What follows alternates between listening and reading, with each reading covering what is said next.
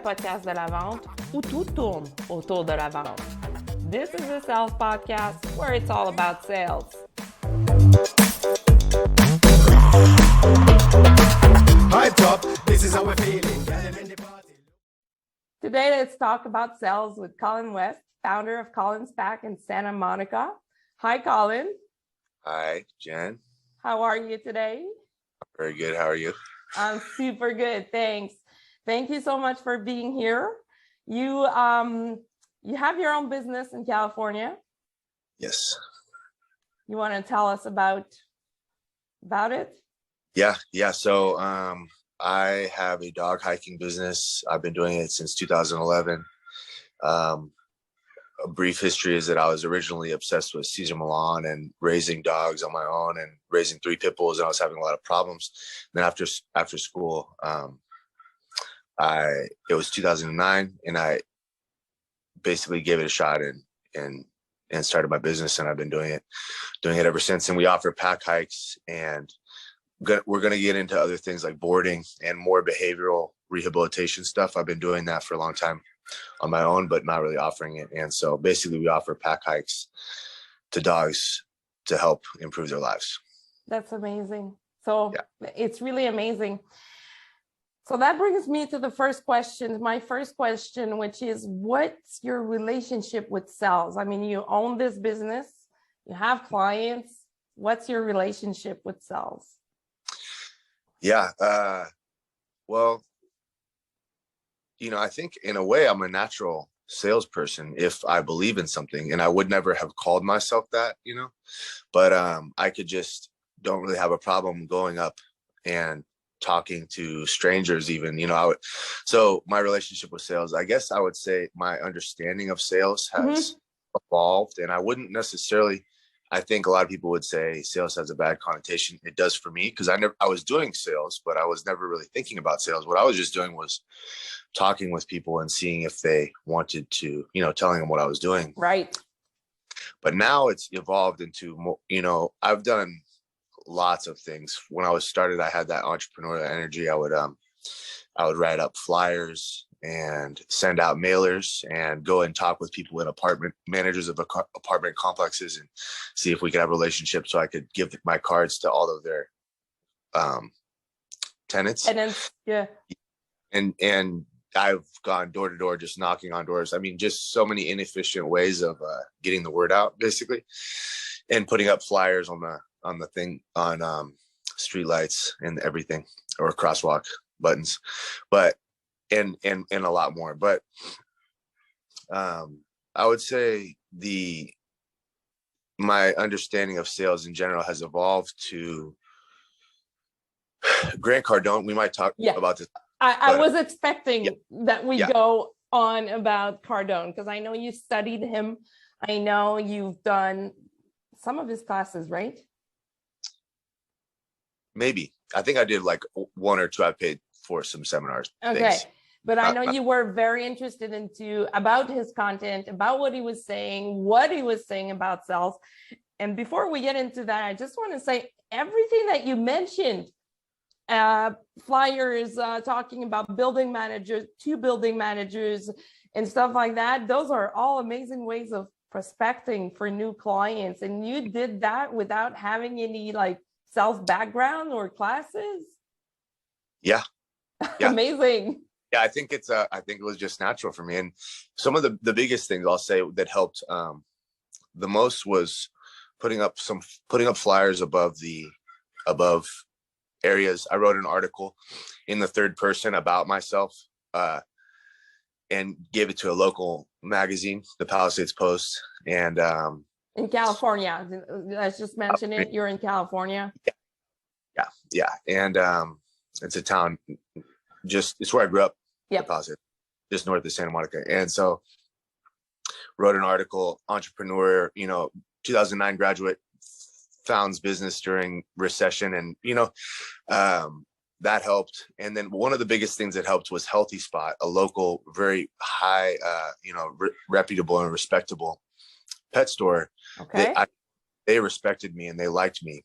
And really, if somebody the word of mouth like that is worth so much more. And you really have to earn that. So it's sales means everything. So, but we could talk more about that later. But yeah, no, but I know what you mean. Sales does mean everything. It's your reputation, it's your credibility, it's everything, it's who you are. And especially in your case, you're the owner, the founder, and you're the company, you're everything in the company, and you care for those dogs. I mean, what are your days like? You go on hikes? Yeah. So my days are Monday through Friday in the morning. I start the hikes. A lot of times I'll train jujitsu in the morning, which is great, or run. But with the dogs, we start at about 9, and then Monday through Friday we do a morning hike, and those are pretty big now, maybe 14 dogs. And so it's really and I can only put those dogs together because I've spent so many years of making mistakes and suffering, etc. So now like we all did. We all made mistakes when we first started our own business. Yeah. And it's nice to have it pay off when it starts to, Absolutely. And everyone, I would imagine. And so Monday through Friday, we do a morning hike. And then Thursdays, I do a smaller afternoon hike for small dogs. And Saturdays, so today's a Saturday, I'm going to do one later in the afternoon so that owners can, go out or something like that and not have to worry about their dog. And, but so it's busy. Sorry, go ahead. Oh, the days are busy, I was saying. Yeah, you never stop. You rest on Sundays. I don't rest on Sundays. No, you don't, because you're always on the go. Like, I know you, we've been friends for like a few years. You're always on the go. You do martial arts, right? Yeah. And you're always doing something. You're always like jogging or doing some form of physical activity. You're in super shape. Yeah. It's like keeping that vibration. It's almost like I have to be this. If I want to do this, I'm going to have to really be this. I can't just do it first part of the day. I have to live it all the time. And it's a role. In a way, we kind of assume a role. If you're going to be a trial attorney, you kind of have to be a certain way. Yeah. And the more close it is to your actual personality, I think the better you could adopt that, what you do, Absolutely. You said something magical there. You can't pretend. Like you can pretend at first, but it has to be real and coming from you, starting somewhere or at a certain point. Otherwise it's not going to work, right? Like, I mean, it's your business, you're there to make money, but it has to be authentic.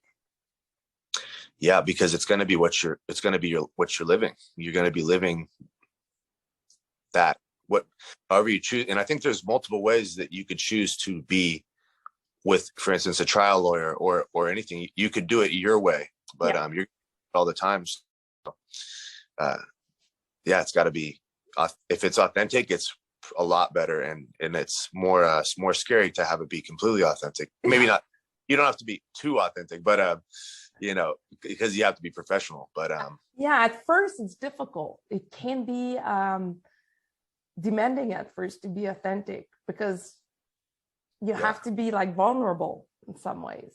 And especially you with the dogs. I mean, you have to be in a good state of mind. Otherwise the dogs will feel it, right? You have to be real. Otherwise the dogs will feel it.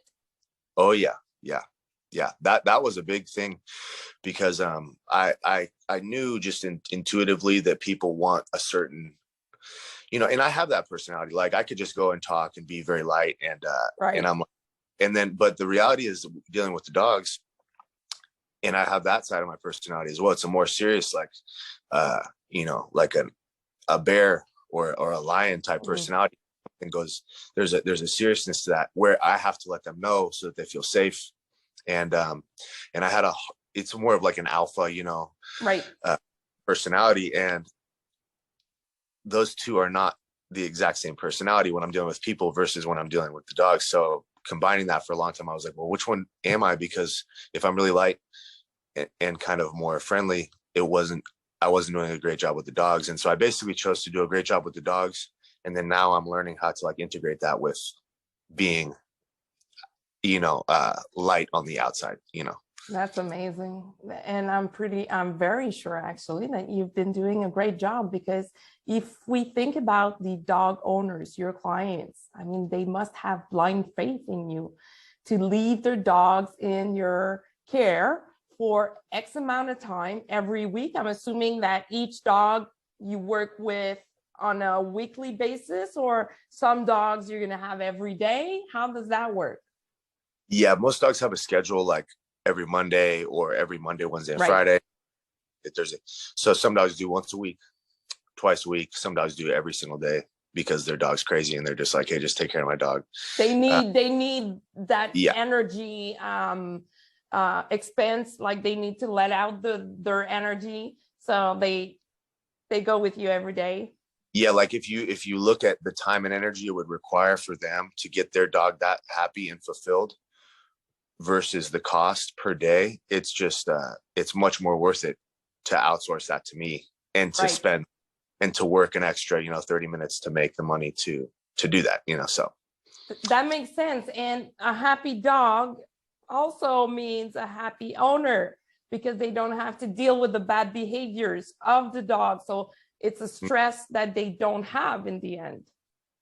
yeah. I mean, if I do, really, this is all sales too. It's like this is the reality, this is the base, because usually there's something and then but if you really follow, there's deeper levels of Right.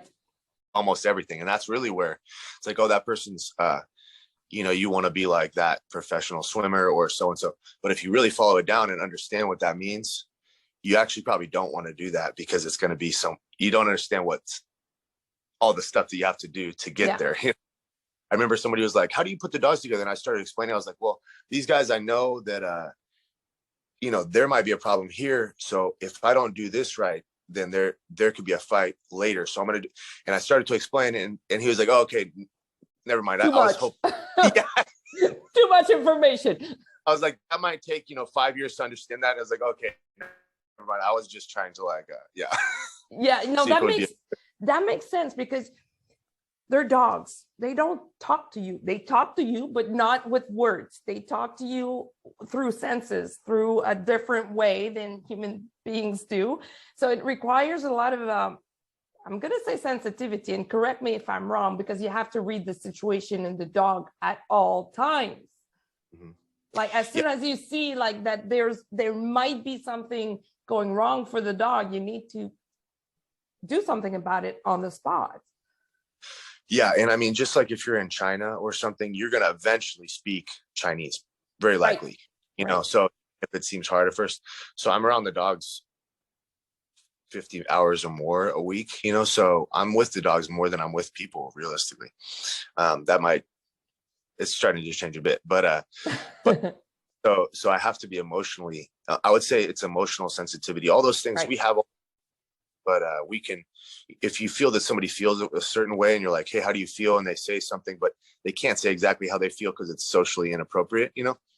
We have those senses as well, right? That we know how each other are feeling, but we have words to kind of drown it out a little bit. And I think we have a lot higher level of consciousness, so we could have more. Right.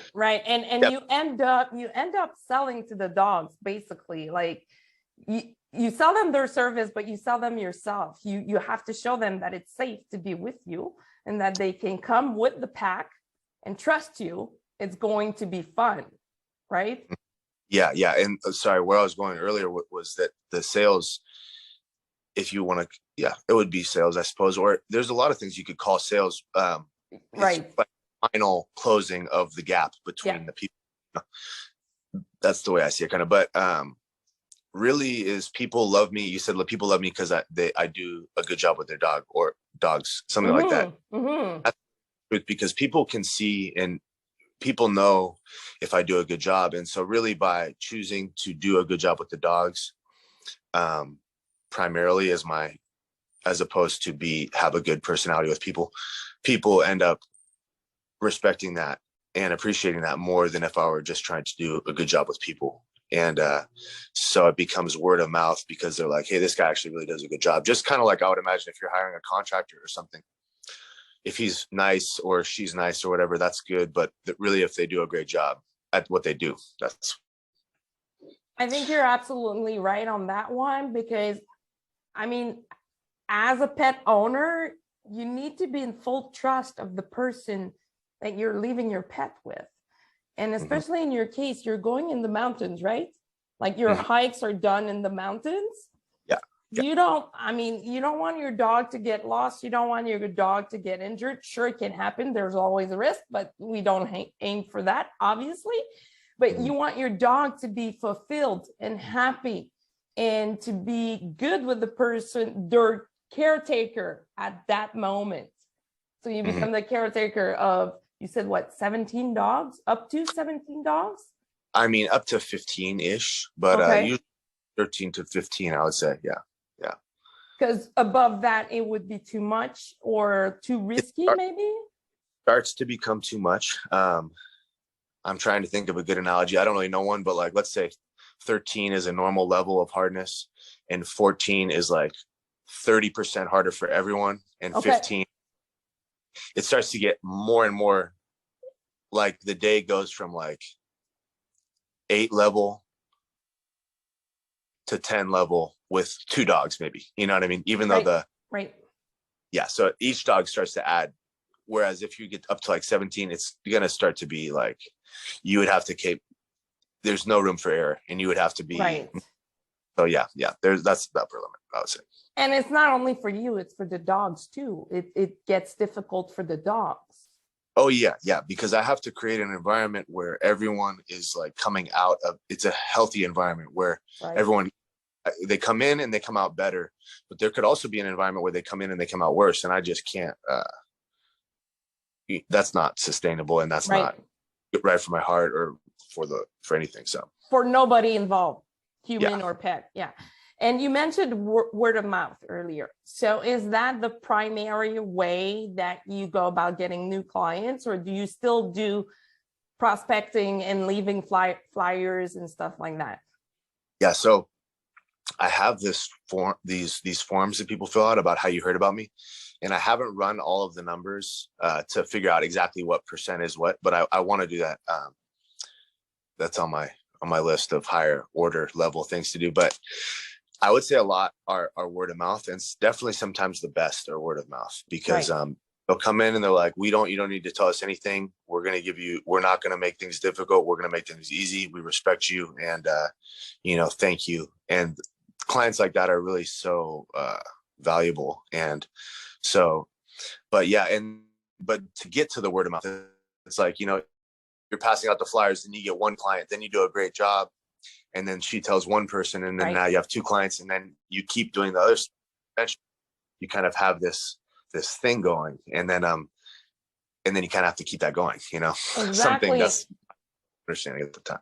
And you said it right. I mean, those are very valuable clients because they come in and they already trust you. You don't have to work on building trust with them.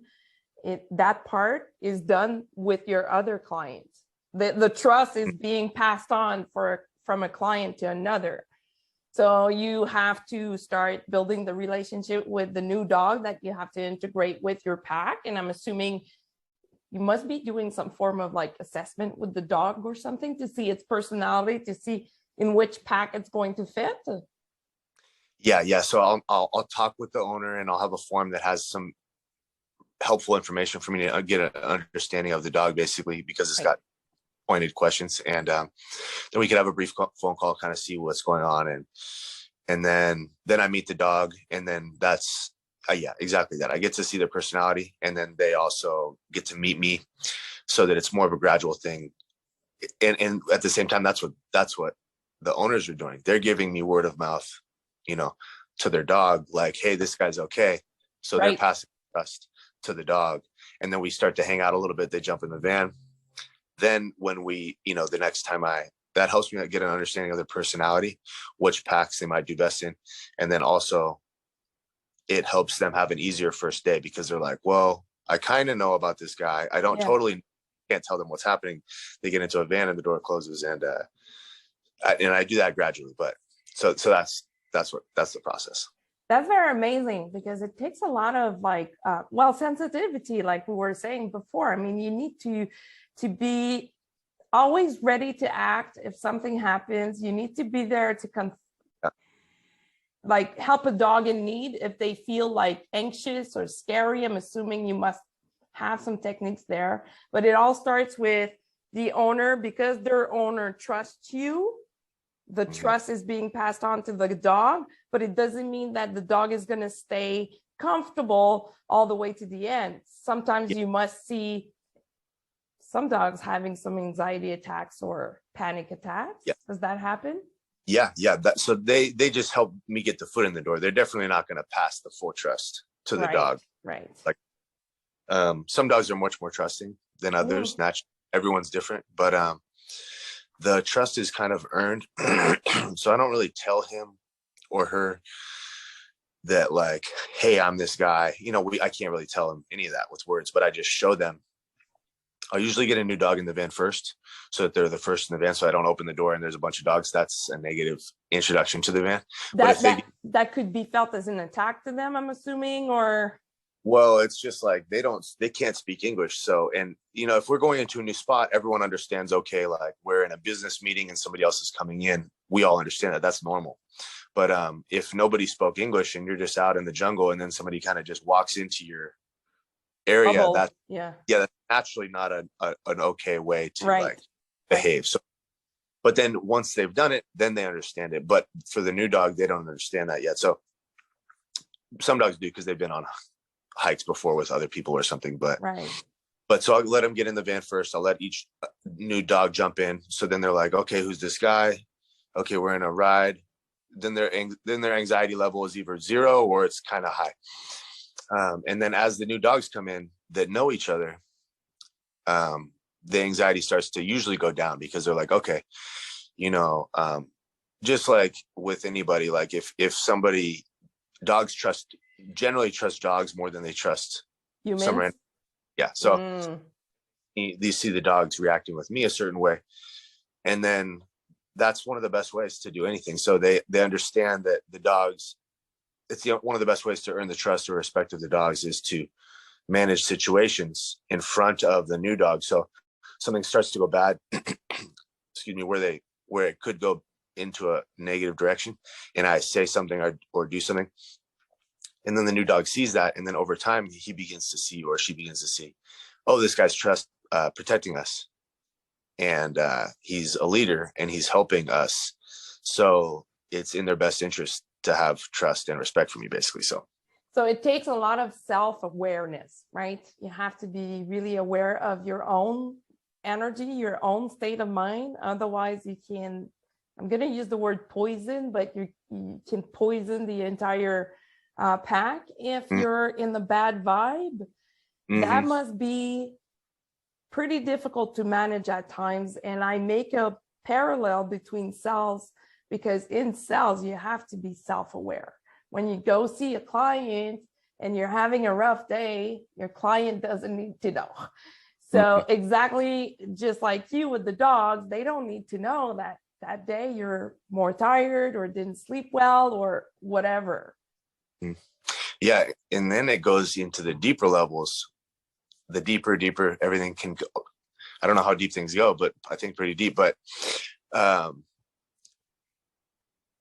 so then it's like, because there's a flow to it. And so then you start to understand the patterns, like, okay, if I really push myself hard this day and I get, then the next day I have a bad day. And if that happens, throughout your life for a year or two, or way less or whatever, you start to realize that life can be almost this flow. And you're definitely gonna have bad days, of course, good days. But then I have to create routines that kind of ensure that my days, I never, like I'm always kind of in a bit of a flow. So that at a certain level, never under, but always higher or a minimum level. Yeah, exactly. It's like within a more certain range. And then, if you have you're going to have life breakthroughs or breakdowns that's okay too. If, for the higher long-term good. Of course. It's the part of, being human. We all go through that. And of course you have a dog, right? You have Layla. How old is she? in the sun. I don't want to show because there's I haven't done the No, towel. that's okay. Yeah. She's 13 and a half now almost. Yeah. And what breed is she? Pit bull. Pit bull. And would you say it's one of your specialty? Because you mentioned you started working with pit bulls, right? Yeah. I mean, I wasn't anticipating that being a specialty, but I think it would be a specialty in a way. I have a lot of experience with it. I would put it like that.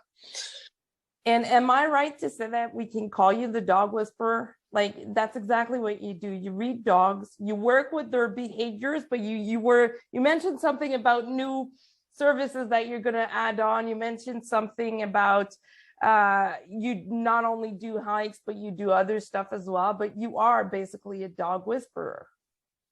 Well, the way I would say it is I don't think there's only one dog whisperer, you know? I think people who spend a lot of time with dogs, you start to understand what's going on and you start to be able to read them. So I think I'm just one of those people who's put in the time and the hours and the work to get good at speaking that language. So, but I don't think I'm the only one or, you know. Right. And again, to make a parallel with sales, you speak the dog's language, and that's what sales is about. You speak your client's language. You have to use their words for the relationship to be able to be built and worked on. So it's the same thing with you, with your dogs. If the dogs don't trust you, if they don't like you, nothing can happen. They're not going to be well behaved in the pack. Yeah, for sure. That's almost my primary language now anyway, so I don't really have to try too much. Right. So sorry. Oh no, I was just saying with the dog. Oh, and part of what you were saying before is I have to be very sensitive or have good days, but at the same time I've done it so long now, things just become easier and easier. Right. You know? It's second nature. Yeah. It used to be a lot more like what you're saying. Okay. But now. And what are you thinking about adding on to your business? You were talking about that earlier in the conversation, that you were working on something, working on new services. What is it? Yeah. We're working with private land, who I don't want to say too much information, but they're great people. And it's very coincidental that we have come together. We're almost like we're looking for each other. That's really important to me, those relationships right now. And what we're doing. So if that goes through, then it could open the door to a lot of things, with the primary goal being to basically help as many dogs as possible, and in a good way, and do as much good as possible. Right. In other words, it wouldn't be about me or about money. It would be about everyone. When you do as much good as you possibly can, all of that stuff is going to be there, I think, you know. The abundance will be there. Will it present itself to you when you do the right thing? Yeah.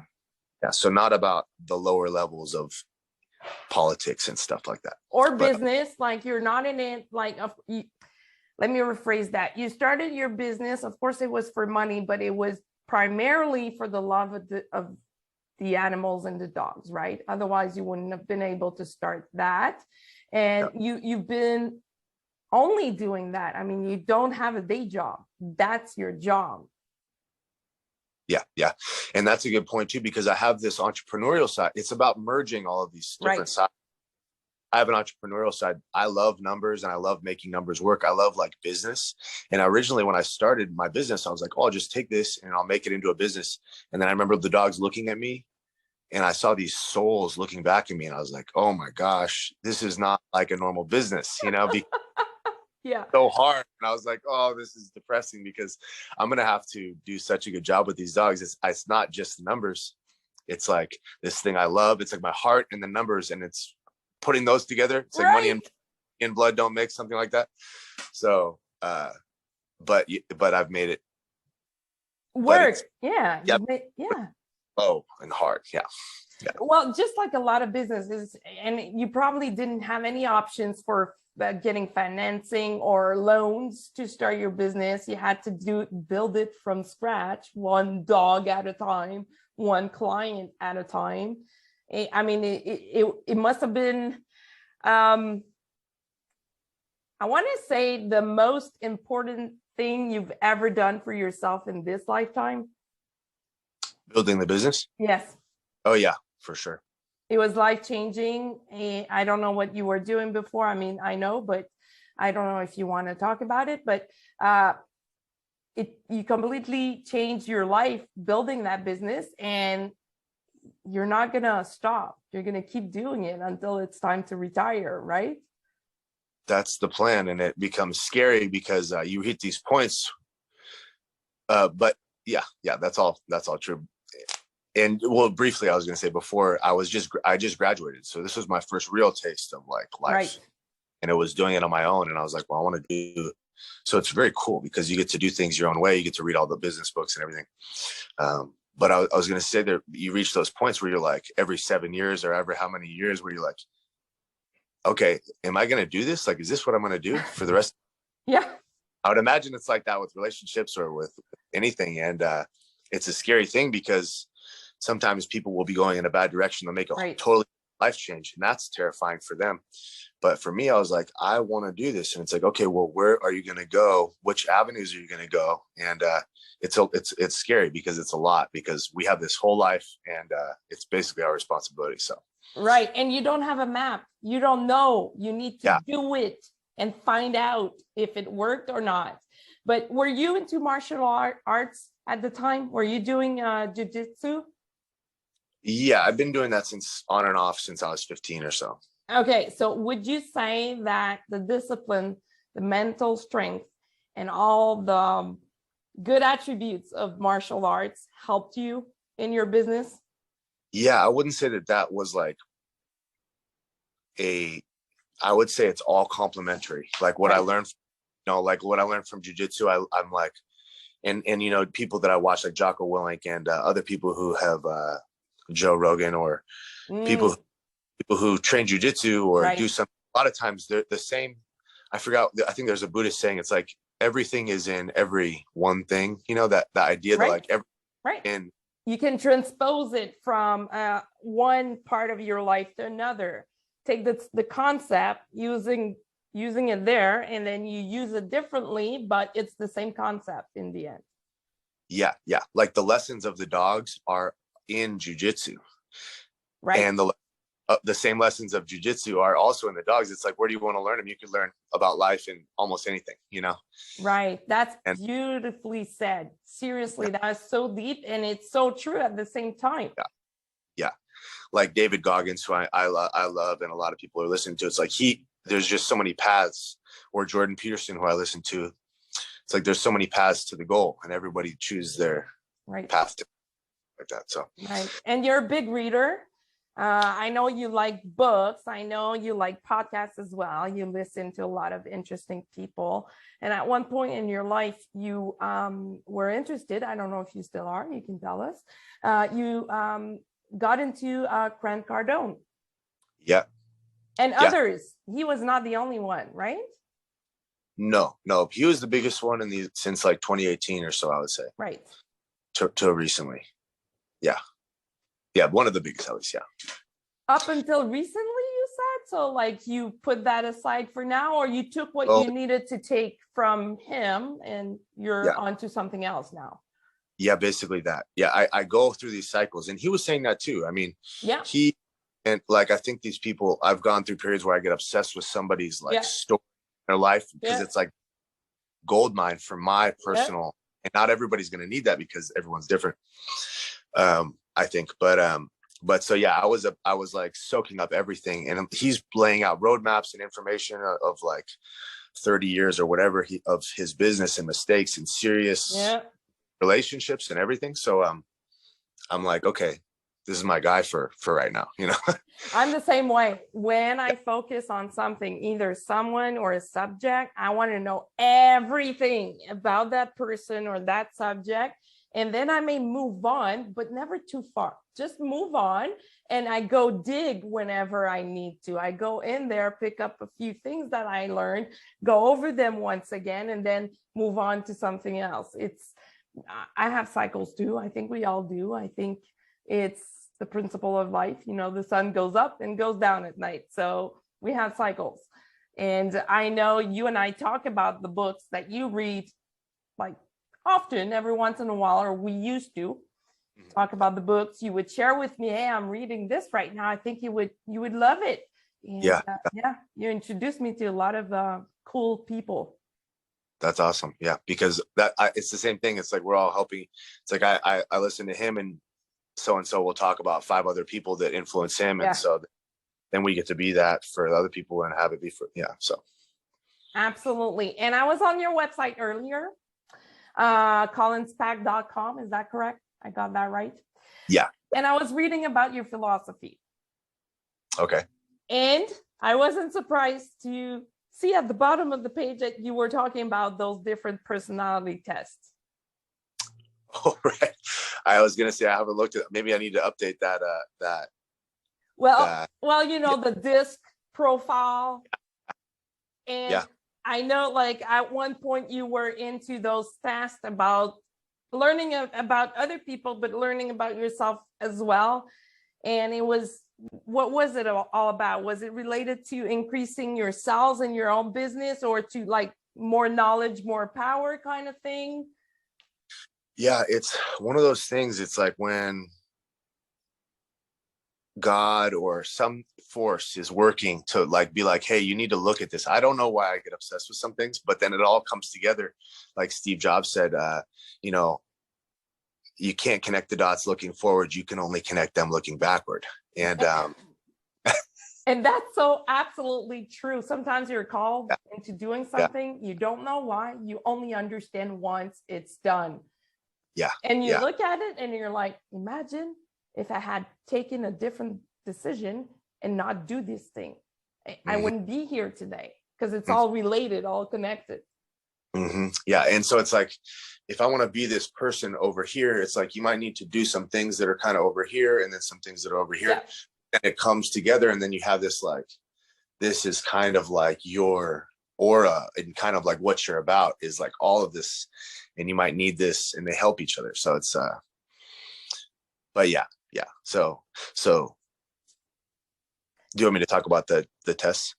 If you want to, we don't have to go there. It made me smile, because I know you as a friend. You're my dude. But it made me smile when I saw that on your website. I went on your website like before today, obviously, but I never saw this before. And I was like, oh, that is so Colin to put that there. And the way you explain your philosophy, that was amazing. That was really good to read, because I was putting myself in a new client who doesn't know you, that goes on your website and see that. And that's amazing. That's a good way for a new client, a prospect, to start learning about you and start trusting you. Yeah. And then this is all the sales part too, because they're like, you'll see some blogs and things that I write and write about, and they're like, oh, whoa, this guy's like actually really kind of about what he's writing about. Like he's not really faking it, because I'm not faking. And it's like, and I might not be super, exactly perfect every single day. Obviously I'm a person, but like, I really believe all these things I'm doing with the dogs. And so that it's like, we're talking about sales, but if you go deeper, it's really like the way that I'm living with them, and the way I'm thinking. Exactly. The way you are, the way you are, like that emotional sensitivity, that emotional intelligence. And you do post videos on your Facebook. You have a group and a page, and you do post videos, and we can tell that the dogs are happy. We see it. And that you can't make this stuff up. We see a pack of dogs, and they're all happy puppies. Yeah. And and there's a lot of work involved with but that's where it's like Elon Musk says with Tesla. He's like, if you're talking about Tesla sales are sky high, but they don't do any marketing or advertising. Right. So his sales is it's built into the product. Exactly. And then you have to know about it. So you have to put yourself out there, I think, of course, but then it goes deeper than just goes into everything. There's always something more. It's the iceberg thing. Like what you see is only the small part. Like all the rest is under. You don't see it, but there's a lot of work there. Yeah. And yeah. You want to go ahead? Yeah, go ahead. Okay, I was gonna say, I just wanted to touch briefly on the Enneagram test at some point, because I was way into this test, and the way that we were talking about how you get drawn to certain things. This Enneagram test, ENNEAGRAM, I think. It goes, for some reason, it was just so deep to me, and that is a great test for anybody listening, in my opinion, because it goes into like people and dogs, and it's more simple for dogs, but it basically that our personalities get based around a core wound or the way we grew up, and the way that you like somebody could see an event, and somebody could see somebody scary, some big and strong person do something scary, and one person sees it and they're like, okay, that's what I need to learn how to defeat. I need to learn how to be big and strong so that never happens to me. The other person might be like, okay, I need to learn how to never make that person mad at me.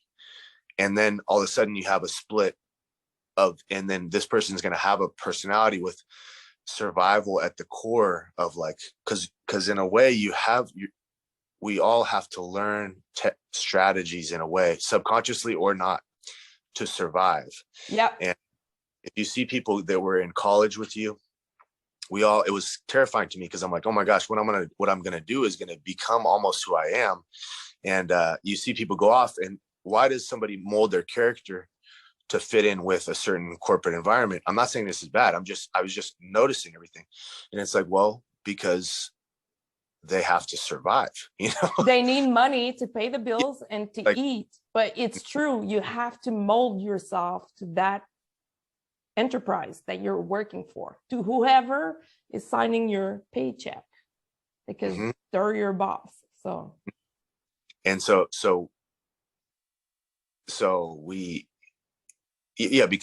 you have to fit in with your environment and adapt. And the Enneagram was like about how you learned a basic personality to adapt to the environment that was your home environment or your world. And some people would be very, very loyal to the strong people, and then they're like, okay, I'll be okay if I'm like that. Some people would be like, I'm going to be bigger and stronger and smarter than everybody so that I don't need anybody. And some people would be like, I'm going to learn everything I can learn so that I never get stuck without enough information. Some people be like, I'm just going to, keep the peace between everyone, and then I'll be a valuable member of the group. But just the idea of personalities being built on core wounds or core kind of experiences was something I needed to dive deeper into. And I think for myself and for intimate relationships with people, and then also understanding where the dogs are coming from, because the dogs may have they have these experiences, and sometimes and sometimes we rescue them and we don't know what they are. But understanding that they're doing things, everyone gets a genetic makeup, but then there's certain, and a genetic makeup may make you more likely to go in a certain personality direction, but just understanding the depths of what creates, it's like, you don't know why that person is that way right now. Is the way she is at that time. Just like with the dogs, you said it, a rescue, you don't know what kind of trauma they've been through before getting to that rescue. And then again, in the same rescue, it might be a traumatic situation for them because they're not used to being in that kind of environment, or they're used to having a couch to sleep on every day. And now they're in a rescue where there's a bunch of dogs that they don't know, and it could be traumatic for them. And you need to work on those programs. You need to deprogram that to reprogram in the right way. Yeah. And it's just like, that's why I think why I was never too into training, because let's say a dog had this whole complex personality because of things that went on, and the owner's like, I don't, and there are definitely good owners, and there's owners that care a little bit less or whatever. I'm not saying, but owners, it's just an understanding. It's like, I want my dog to not do this. And I like, what's your method? Like, how do you like to work? That's a reasonable question, actually. But sometimes it could be like, I just want him to not do this. without understanding why the dog is doing that, because, you know, maybe they were. And so I want to, that's why I've shied away from that, because I'd rather just work with that dog and be like, hey, I get it, you know, and take the time, as of having to translate that you're the dog's reactive on leash because at some point somebody was messing with him. And the only time that person or people in general stopped messing with him when he was tied in the yard was when he became aggressive. And then when he became aggressive, they stopped messing with him. And so he is trusting you. He's like, if I stop being aggressive toward dogs on leash, I'm terrified. And this is the only thing that's ever helped me. So I hope you understand the responsibility you're taking on. If you ask me to not protect myself, I'm putting my life in your hands. So it's just like this whole deeper level of understanding, of operating, understanding and operating. Yeah. And if you're just like, hey, don't do that, it's just like you're not replacing it with like what the reason it's there, which is that they don't feel protected, you know, or something like that. That's just one or example. They don't feel safe to be themselves. And that's where they start behaving like not necessarily in the good way. Yeah. It's the same thing with humans. There's a lot of parallel to be done with the dogs and humans, and then with what you do and cells. Because I mean, you said you've been doing this since 2009. Is that correct? Late 2010 is when I started, but I think technically I just say 2011 because it was like, okay, but yeah. It's been a good 10 years. Yeah, now, yeah. 10 years. So congrats on that. That's amazing. I'm wishing you, like, of course, multiple 10 years to come. I mean, for as long as your business makes you happy, that's what matters. And I know you are happy doing what you do. Are you looking to expand and to hire and to have like a team, or do you want to remain solo? I don't want to remain solo. Okay. But the question about how to do that is there's some options. I've had a dream of having this place. I don't want to talk too much about it, but until it's done. But expanding, there's a couple of different ways of doing it. It's like, do I want kind of a community where we're connected, but I don't necessarily tell them, and I don't like coach them the whole way. They already came in with their certain kind of like ways, but we're in business together in a way.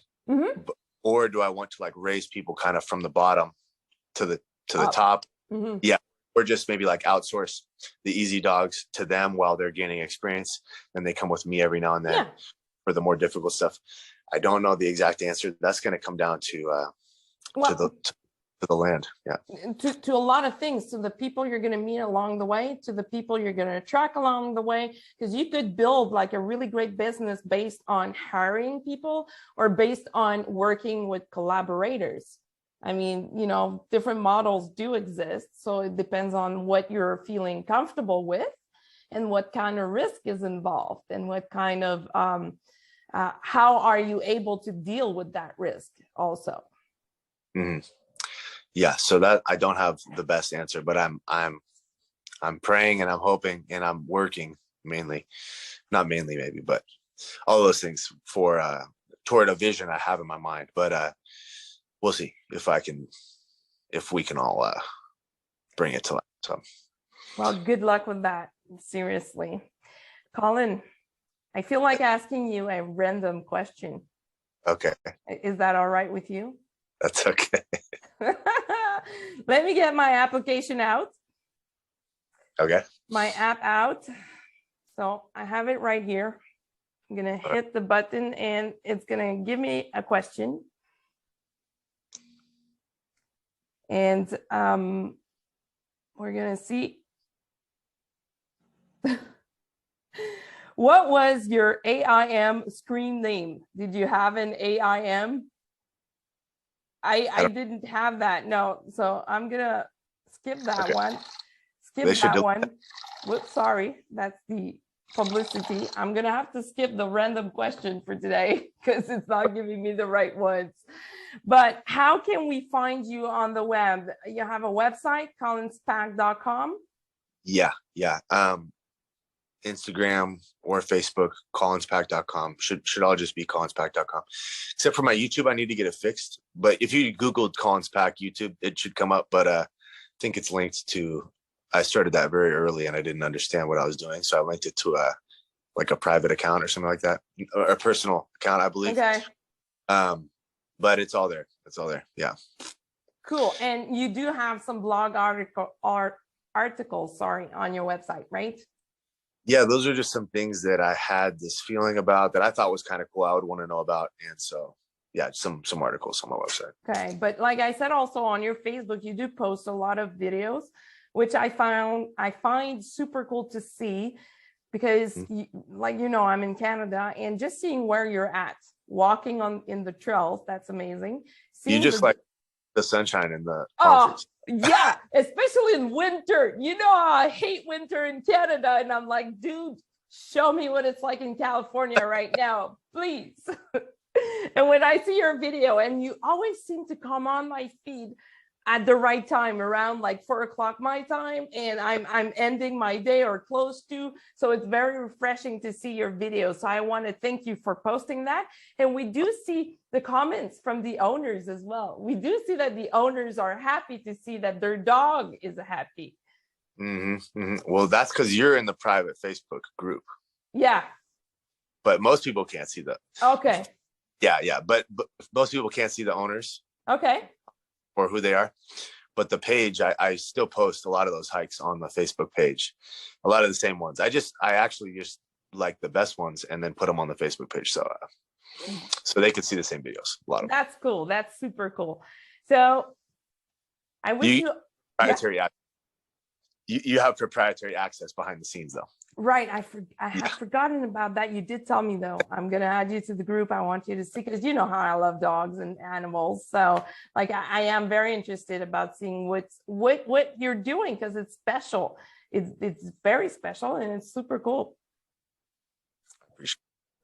So I want to thank you for being here with me today. I'm wishing you all the best for what's to come for you and your business.